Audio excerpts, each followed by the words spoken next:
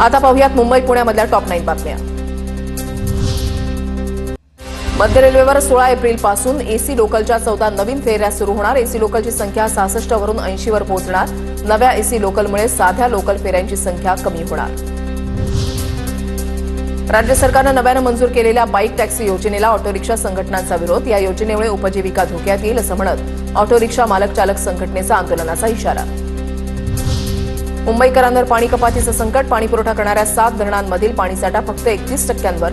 कडक उन्हाळा आणि बाष्पीभवनामुळे पाणीसाठ्यामध्ये मोठी घट। मुंबईकरांना दिलासा। भातसा आणि अप्पर वैतरणा धरणातील राखीव पाणीसाठा मुंबईसाठी मिळणार। मुंबई महापालिकेच्या प्रस्तावाला राज्य सरकारची मंजुरी। पाणी संकटामधून मुंबईकरांची घाईशी सुटका।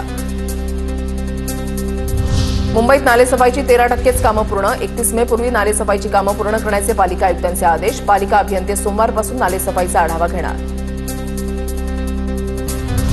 पुणे पालिका हद्दीमध्ये पाणी चोरीला आता चाप बसणार। टँकरच्या फेऱ्या तपासणीची जबाबदारी आता सहाय्यक आयुक्तांवर।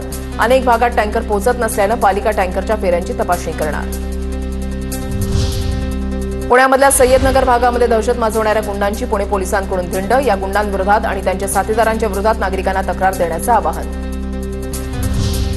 अमृत भारत स्टेशन योजनेमध्ये पुण्यामधील 9 रेल्वे स्थानकांचा समावेश। पुणे शहर आणि जिल्ह्यातील 9 स्थानकांचा पुनर्विकास होणार।